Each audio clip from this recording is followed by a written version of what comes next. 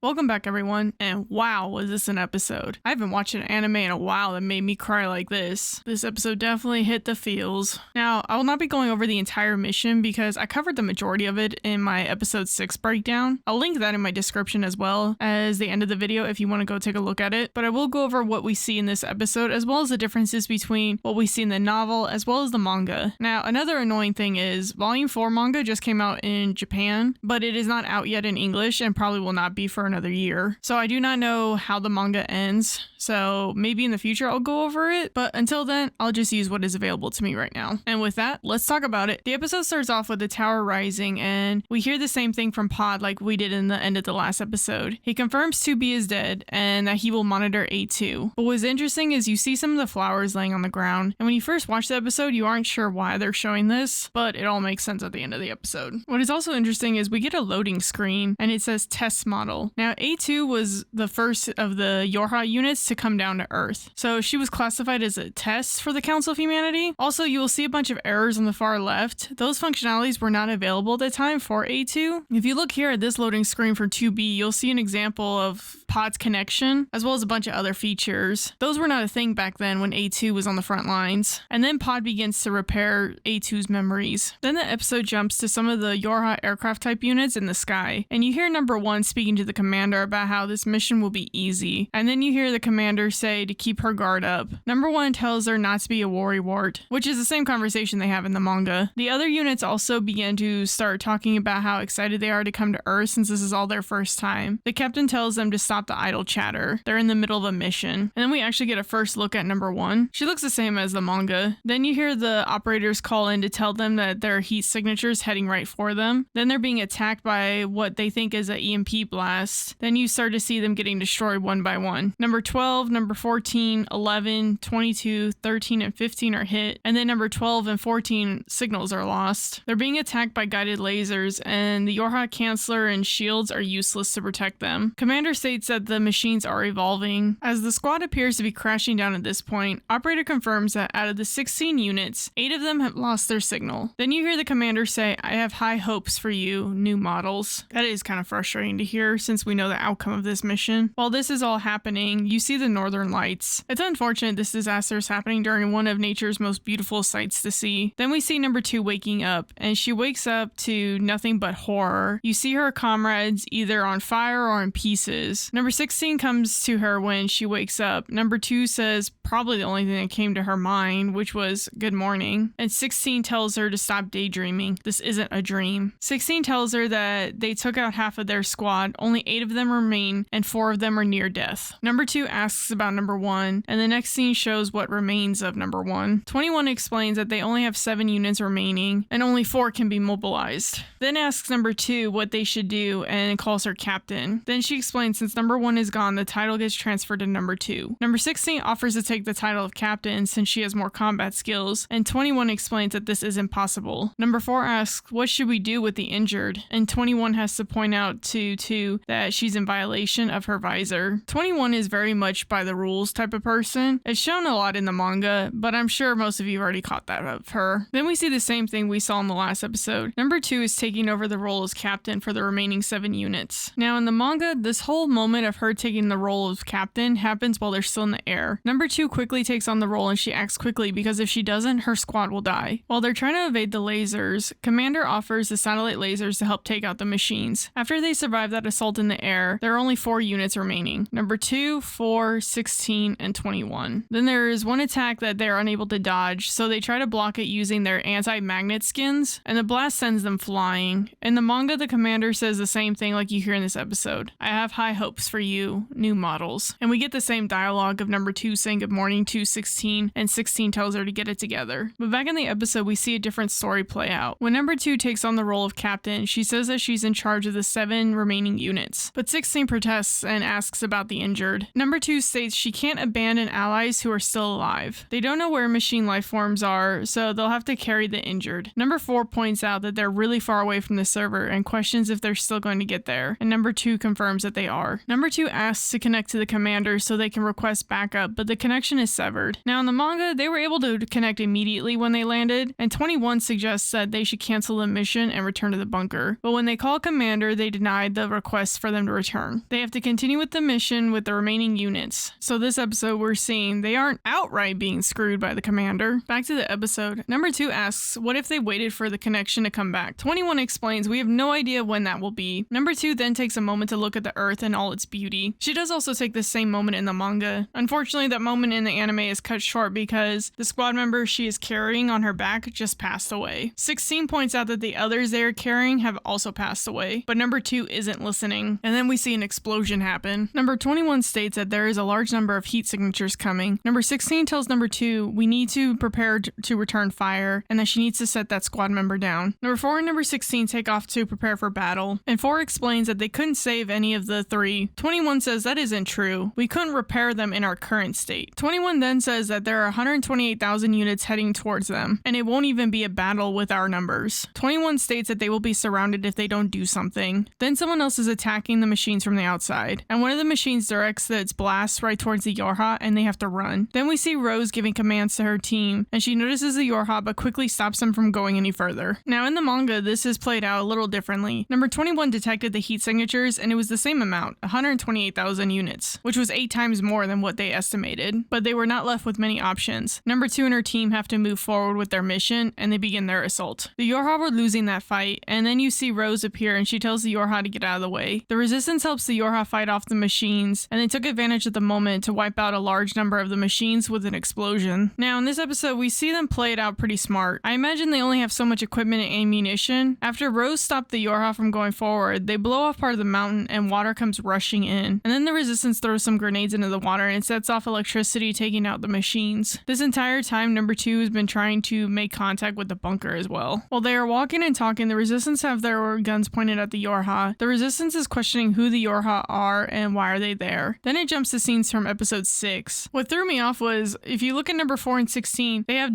shocked and dumbfounded looks on their faces, and I think it's because when number 4 asked number 2 what they should do, they were surprised when 2 asked the resistance for help. Rose then asks them, what happened to your reinforcements from the moon? You hear the resistance then laugh, and Dahlia says, I see, so you were abandoned by the moon as well. And the shock looked on number 4 and 16 face says it all. 16 denies that ever happened. Things get heated between Dahlia and 16, and they're all prepared to fight. And then we hear the same thing we heard in episode 6. Please, I'm begging you! We need allies! Now, like I said previously in the episode 6 breakdown, this back and forth does happen for a while, and there's actually a short fight that does break out, but if you want to see more, I'll link that in the description below. This episode gives us more of number 2 and Rose's point of view. Episode 6 was primarily Lily's point of view. Rose then explains that the YoRHa are no different from the resistance. They were thrown aside and denied backup. Rose says the same thing we heard in episode 6. We need to do more than survive this fight. Rose agrees to help, but this time we hear an extra dialogue that says, if she concludes that the YoRHa are enemy, she'll pull the trigger herself. Then we see the same thing as last time. They're walking and talking together, enjoying each other's company. Then it jumps to when Lily is infected. This time though, we're seeing things happen from number 2's point of view, and when number 2 thinks back to her unit being wiped out, number 2 gives the orders to 16 and 4 to hold Lily down while number 21 heals her. In that brief moment, we see all the YoRHa come to the same conclusion. They couldn't help their squad in their current state, but they can help Lily. Now we fast forward to after they rescue Lily. Number 2 is sharing with Rose that she's not fit to be a leader. She says she is slow at making decisions and how she keeps coming up with stopgaps and hates giving up, which is interesting that she thinks so low of herself because little does she know in the future they're going to create all type E units based off of her personality and her quick decision making. She tells Rose that she can't be like her because Rose is quick on making decisions. Rose says, but it's because of that Lily is saved. Rose says she's quick to make decisions, but that just means she's too decisive. It's basically a stopgap just like number 2. Rose has lost a lot because of that as well. Then asks, I wonder which one is better. In the manga, during one of the conflicts, Rose even tries to give number 2 a hard lesson on being a leader to her squad. In the novel, for a while, number 2 was looking at Rose with envy, and Rose reminded her of her late captain, number 1. Number 1 and Rose both had determination and a sense of responsibility that number 2 felt that she didn't have. She also struggled with the concept of family. Gerbera tells number 4 to watch out and not to step on the flowers. They then explain that the captain gave them all names based off of flowers. Rose explains, explains, a name symbolizes family, and having a family gives our lives meaning. She asks number 2, what is your meaning of life? Lily then interrupts them. Now really quick, in the manga, Anemone shares that Rose is the one that gave everyone their names. They started off as combat unit numbers, but as they fought more and more together, they just became a family, and for them that was their life purpose. Back in the episode, we see the same thing we've seen from Lily's flashbacks in episode 8, when she discovers that A2 is still alive. But then it is interrupted by Pod, who's trying to repair these memory sectors that A2 deleted herself. And then it cuts to the hidden reports. And the report 1 says, a rebellion occurred within the association. The suppression has been completed, and a detailed investigation is currently underway. So the association is a group that Accord works for, as far as I'm aware. But this is also my assumption based off the lore that came on the Blu-ray box set of the NieR Automata anime. I wonder what this rebellion is though. It makes me think of Drakengard 3 when Accord helped Zero. What do you guys think it is? Then report 2 says, it's currently being discussed whether A2's existence has had an effect on another branch. Okay, this report, I'm gonna let Accord herself give an explanation of these branches.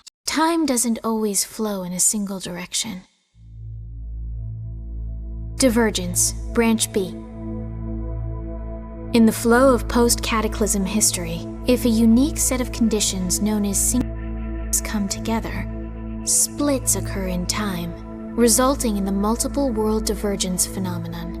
So based off of that dialogue, we can assume with 99.9% accuracy that these reports are definitely Accord. I know there's been debate on the internet on which one of these people could be the Singularity, 2B, 9S, or even A2. With what I just showed you, Zero was one in Drakengard 3, and we learn in NieR Replicant, Kaine is another one in ending E. So does this make A2 a Singularity for NieR Automata? I always thought it was just the 3 of them, because look at an example of Project YoRHa as a whole. It was designed to fail, but the only thing they couldn't factor into was A2's survival and her defection, and then 2B and 9S survival. And apparently also looking at the hidden lore of the first half of the anime on the box set, which, by the way, why not add lore onto the box itself, including the DVD case and every envelope in this box set? Thanks, Yoko Taro. 2B and 9S are listed as singularities in this hidden lore. But as I'm thinking about this more and more, maybe A2 is a singularity in the NieR Automata universe as well. She was the start of things not going as according to plan in that universe, and you ultimately get different endings based off of her choices. You either hack into 9S and save him and she sacrifices herself to take out the tower, or she hesitates to finish off 9S and remembers 2B's last wish, and they end up both taking each other out. What do you guys think of A2 being a singularity? Any thoughts? While we're on the subject of Accord, I noticed that the English dub is the same voice actress for Devil and Popola. From what I was told previously, it was entirely a coincidence, but I'm not set on that being the answer just yet. NieR came out before Drakengard 3, and how Accord does these reports is very similar to the twins doing their reports when they were monitoring Project Gestalt. So I'm not convinced Square Enix did this by coincidence, but let me know what you guys think in the comments. Then when the episode jumps back to the elevator, number 2, Lily and Rose are heading down to the server. Now in the anime there was only 4 of them remaining, but in the manga there were 6 still fighting, and in the novel I don't even know how many of them were left because they have extra resistant members in the novel. You hear the operator tell them that the YoRHa soldiers will continue to the elevator with their current forces on hand. Then we see Lily talking about the resistance members who have died in this battle. Margaret, Gerbera, and it flashes back to when they died that we saw in episode 6. Same with Daisy. But this time we see Dahlia, Anemone, and she says number 16 and 21 as well have passed, but we don't see 16, and Anemone is carrying 21. Now I'm going to go off of what I know from the manga as well as the novel. Like I said before, volume 4 of the manga just came out in Japan, and man, look at these covers. And this artwork on the first page. I love this artwork and cannot wait to have it on my shelf. But it'll be a while before the English dub comes out, and with that said, I have no idea how volume 4 is going to end, and it's not out digitally and there's no translations yet anywhere for it. Like I said before, at this point in the elevator there's actually 6 people who are heading down in the manga. Now Dahlia and number 16 fight is a little bit different in the manga. In the manga, Margaret is seriously injured. She's missing a foot and can't move, and is asking the team to leave her behind. She would just get in the way. So number 16 and Dahlia stay behind with Margaret to be the rear guard. Dahlia and number 16 are fighting off the machine lifeform and even fight a machine that looks like Hegel. But then there's a floating machine that is just an eye. Then all of a sudden number 16 and Dahlia can't move. Dahlia is screaming and Margaret says that this machine is sending a signal that's affecting their emotions. They figured out they just need to not look at it and take out its core. When 16 scans it, it turns out it has over 200 cores. While number 16 and the others try to make a run for it, they realize the machine isn't going after them, but it's heading for the mountain where number 2 and the rest of them are. Margaret then realizes it's not 200 cores, but 200 reactors, and that would be enough to take out the entire mountain. They realize one reactor from a YoRHa unit could take it out, but they do not want to sacrifice number 16, but she agrees to do it. Dahlia then punches 16 and tells her don't be an idiot. She'll come along with her. Margaret has already pulled out her core to assist as well. They do not want to die, but they are not about to give up this fight. While they're preparing their cores, 16 takes aim, but the machine is scrambling her aim. So Dahlia says she'll be 16's eyes. The problem is when she looks at the machine, it'll overload her fear. Dahlia says to do it anyway, but Dahlia is unable to withstand it, and Margaret comes to help. Together, they are able to fire their cores right into the machine, and they successfully defeat the machine. Sadly, though, they lose their lives. As for Gerbera and Daisy, they actually make it down to the elevator with the rest of them. Short version is, when Lily was infected and then healed, she was able to gain some new powers that the machine life forms use. And when she went down to the elevator with the rest of the unit, she overexerted herself and used too much of that power. So Rose ordered Daisy to bring her back to the top. When Lily comes to, they're heading back. They are attacked by a group of machines. Lily then tries to collapse the ceiling on the machines, and she brings the ceiling down. Daisy goes in to protect Lily. Daisy is a defender type model, so she's doing what she does best. But that is where the manga ends with their story. Hopefully I can find more in volume 4. Gerbera is actually with Rose in number 2 and 4 going further down the elevator. They have more battles with machine life forms, and Gerbera does get injured fighting some of those machines, and Rose carries her, and they continue on with their mission. For Anemone in number 21, this moment's pretty sad to read in the manga. As we saw in episode 6, number 21 was infected with the logic virus, and her and Anemone stay behind to make sure the elevator goes all the way down. Anemone realizes number 21 is infected and offers to take her out once the rest of the team has reached the 12th floor. Once they reach the 12th floor, number 21 asks Anemone to end her before she loses herself. Anemone offers number 21 any last words, and Anemone says that she will hear them out. But number 21 says that she is glad that they met. But then you see number 21 start to lose it and starts to relive past memories with number 2, 4, and 16. She then sees them leaving her, and she asks them to wait for her and that she's going with them. And in that moment, Anemone takes her out. And you see this was super hard on Anemone. She then makes a vow that she will kill every last machine, which this seems a little too familiar. Now for the anime to show this much, they would need multiple episodes. Now for the sake of time, it makes sense that they shortened the story like they did. It's still hard to watch them slowly lose their lives one by one. I'd be okay if they wanted to animate the manga as well. Also, another difference in the novel is Lily actually stays back with 16, Dahlia, and Daisy and Margaret, and at some point they lose their signal as well. They all assume that they died because there was an explosion. Then back to the episode, we hear Lily say the same thing as in episode 6, that she's having a nightmare, and Rose asks, can we even dream? And number 2 says no, we cannot. Rose says it would be nice if it was a dream, and while she's saying that, we come across this room that has a big old circle, almost looks like a clock, which to me seems like a theme that I feel like this show and game has. We saw in the last episode when 2B was crossing the bridge and the virus infection was doing like its own countdown, and even in the manga you see when 21 is helping them get down the elevator, it's just a countdown till her death. But also we see what looks like 2 silhouettes hanging from above, and then there's an explosion and we see number 4 running in. Number 2 is looking at a map of where the server room is, and you can hear Rose calling out to her captain, and number 2 tells Lily that the two of them need to evacuate. Lily refuses to, but Rose interrupts them and tells Lily, let's go. You see Lily looking back at what essentially is the last time she sees number 2 again. Once 2B enters the room, you hear the voice of the red girls speaking. They say, we've been waiting for you, we've been watching over you. In the novel at this point, the red girls actually do make an appearance. They explain that they were modeled after androids. Number 4 tries to contact command, but they don't answer. The red girls explain that they're blocking the transmission because they want to have a conversation with the androids. The ones that are left at this point are number 2, 4, Rose, Gerbera, Shion, Sonia, and Erica. Obviously in the novel, there are way more resistance members than in the manga or the game revealed. But then at this point, more machine lifeforms are starting to attack, and unfortunately, those machine lifeforms begin to take out the resistance members one by one. Back in the anime, the machines take a step back, and then you see those figures drop, and it's 16 and 21, and the red girls are using them to speak through. They say that these androids were laying around on the battlefield. They lost their allies and their hearts had been broken. That is why we will give them meaning to their lives. Ouch. The red girls explain that they had rewritten them so they will be on the machine side. The red girls asks, will you still fight them? Number 4 tells 2 that she needs to calm down, and all they need to do is destroy the server. Then the red girls explain that it is meaningless to conquer this server. They then explain that the command and humanity's objectives lie elsewhere. Then 16 and 21 begin to attack number 2 and number 4. The red girls explain that the truth they obtained from hacking into the android servers, they learned that a harsher, crueler battlefield will nurture a warrior. That command had planned unplanned battles in harsh situations in advance, all for their new experimental weapon, the YoRHa soldiers. Then we see number 2 having flashbacks flashbacks of everyone she met in the resistance and their bonds that they formed. And while this is happening, you see blood go down her face. Almost looks like it's a tear of blood. The Red Girls are explaining with this experimental data, they can create even more perfect automatic infantry dolls, which is what humanity planned. And then we start to see that blood spill more, and we're seeing number 2 thinking about her other squad members. Number 2 comes to the realization that from the beginning they were meant to die, and we see the blood splatter next to her face. This is the same conversation they have in the novel, just it's between 2, 4, and Rose and the Red Girls. Just in the novel, number 4 and Rose are the ones that snap number 2 back into reality. Number 4 states that they don't even know if this is the truth or a lie, and Rose says we didn't survive for no reason. While number 4 is coming to protect number 2 from number 21, you see on the screen the Red Girls flickering across different screens, and right as number 21 is about to come in for the attack, all of a sudden her eyes changed, and in that moment number 4 takes off her arm. Both number 16 and 21's bodies are corrupted, but they've regained consciousness. The Red Girls asks, how do you feel to kill your allies while being completely sane? This battle is crazy and doesn't make you feel good watching it. The background music for this fight is a new song that they made for the anime called For Whom Do We Fight, which is a very fitting title for this battle. Now the song used later in this episode, I can't tell if it is a music box version of this. Let me know if you happen to know what song it is. In the novel, number 4 and number 2 begin attacking the Red Girls, and number 2 is described as feeling murderous hatred towards the little girls. She wanted to slice them both open slowly. This was the most animosity she'd ever felt towards a machine. The other resistance members eventually became infected and were turned against each other, and then eventually against number 4 and number 2. Now also in the episode we see Rose is back. Now back in episode 6, she got Lily back to the elevator, and Rose threw Lily back into the elevator,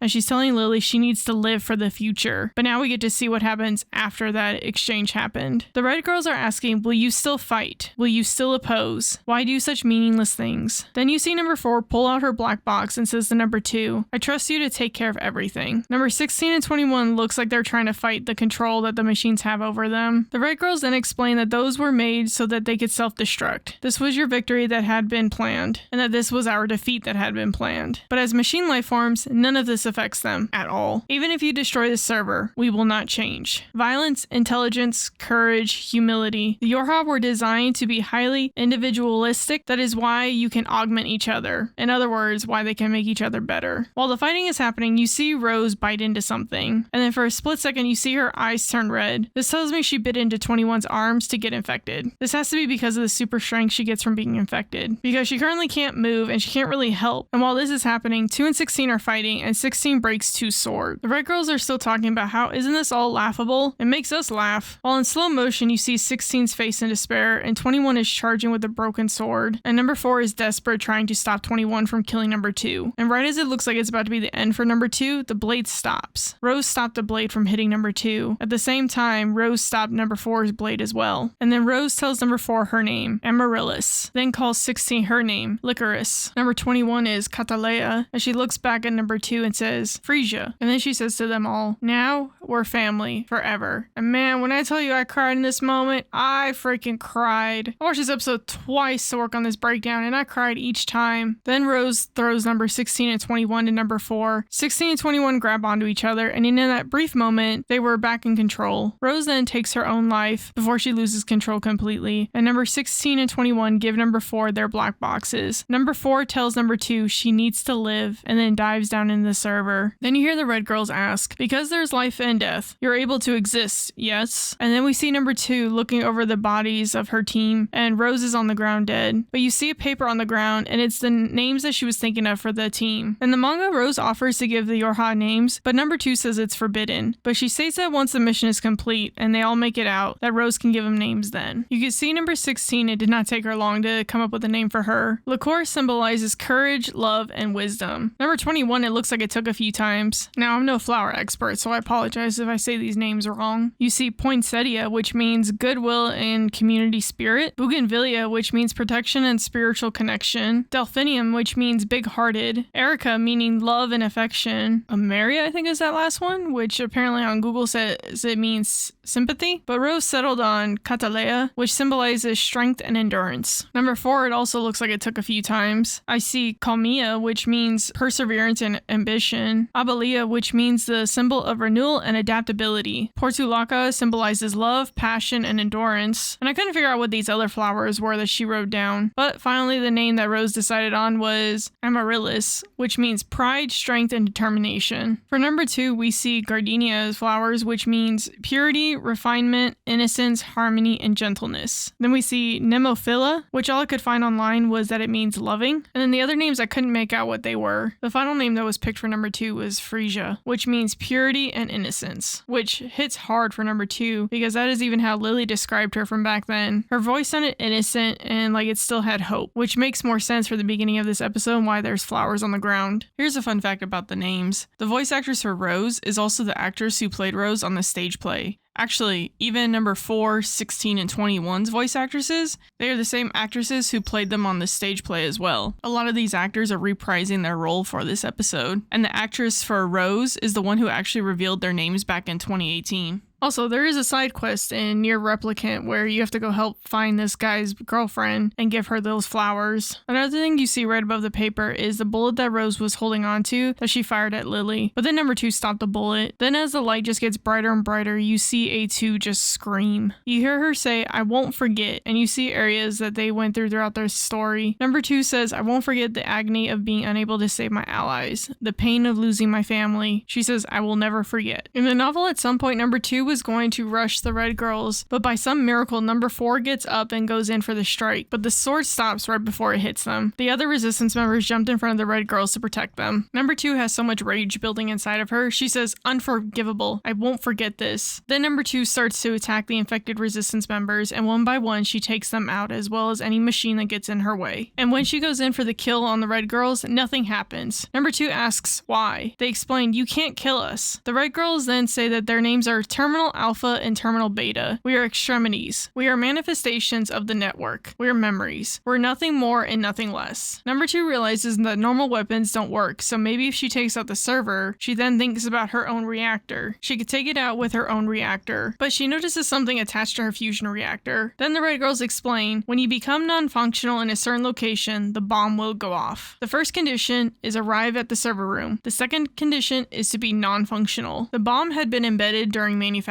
Command had overseen the manufacturing process, which meant that this was a loose scenario mission. They were meant to die. Then number 4 gets up and tells number 2 to leave this place. Number 4 forces number 2 down to the ground, and number 2 realized what she was doing. If she rendered non-functional in a certain location, then all of a sudden a white explosion drowned everything out. The little girl's laughter and number 2's scream. At some point, number 2 wakes up and she vows she will destroy the machines. She'll destroy everything. Nobody would get in her way. She would kill anybody who tried. First, she had to escape this place. Then she would do repairs to herself. She eventually removed the bomb in her. She threw away anything that seemed like it could contain the location sensing hardware and left behind almost all of her equipment issued by command. She would then go on a massacre of the machines. She would ruin them one by one. That was her reason to live. She had died during that battle. Her old self was buried under the rubble with her comrades. Now in the game, when A2 gets attacked by EMP blasts, Pod assists her going through her memory unit to repair any damage done to A2. You eventually come across a memory of A2. It says, "We're all here." Then the audio cuts out, and then it says, "Choose to be here. Thank," audio cutting out again, "giving meaning to my life." I thought this was number 4, but not 100% sure, and not seeing anywhere that confirms whose voice that it is. But in the novel, this is the same dialogue between number 2 and 4, so I'm pretty sure it's number 4. Back in the episode, we see A2 wake up in present day. You hear Pod say repairs are complete, excluding the memory sector that was self-destroyed. And then you see a bunch of books, and A2 is in a bed in a room. Pod tells A2 good morning, and then you see Pascal walking by. A2 notices Pascal and tries to go in for the attack, but then she falls over again. And it's cute seeing and hearing Pascal freak out. Pod then begins to start playing the repaired data that A2 destroyed. It's back to that moment where they're up on the hill looking back at Lily. Lily asks, "We'll be together for all time." And they all smile, and then we see them laughing, and more memories pass of A2's moments with them. You see them all happy together. You see a moment of 16 16 and Dahlia trying to catch Daisy. I'm sure they're making a competition out of whatever is happening here. More moments of Dahlia, 16, and Daisy. Daisy bringing up how they've only known each other for a week. And then we see Daisy feeding some birds. And then we see a fist bump, which I'm assuming is between 16 and Dahlia. Number 21 explaining how it's actually only been 6 days that they've known each other. Then we see a moment of Lily sleeping on 21, as well as 16 sleeping on Dahlia. And then it shows Lily, and then Rose, and then everyone walking up the hill. Rose then tells Lily, I hope it'll be like that. Then we see that same smile on Lily as well as everyone else from the memory that Lily had back in episode 8. And you see number 2 with a big smile, and then it cuts back to current day. And you hear number 2 say to Rose, the meaning of my life is to protect everyone, because she wants to be together with everyone. Rose says, just like me. Then number 2 starts to yell, and it cuts back to A2. You hear? We'll all totally stay together. And the water placement falling on A2's face makes it look like a tear is falling. Then the episode ends with the title, Bad Judgment. This is a reference to Ending J. This is when you're playing as 2B, and you go to the factory to see the cult, and instead of going through with the mission, you start to attack all the machines. Then the text appears. In a sudden fit of temper, 2B wiped out the machine life forms, and no peace was born that day. Which, fitting for this episode. There was no peace found for A2 after this day. Then the puppet show begins, and it is titled, You Can Drink, but make sure you can hold your liquor. And it's Jackass and Lily at a sake bar. They're rambling about how the YoRHa and Resistance have had good relationships in the past and they've worked together. There's a weird image of the commander right there on the table. Then we hear Jackass ask, what is the booze made out of? And then it shows us 60% water and then 40% of the enemy machine life form cores. And it's unfiltered and aged. Then you hear Lily say, what? My body is kinda... Then you see them with red eyes. Ah, good old age logic virus. Then the text says, a village of peaceful machines was wiped out through the actions of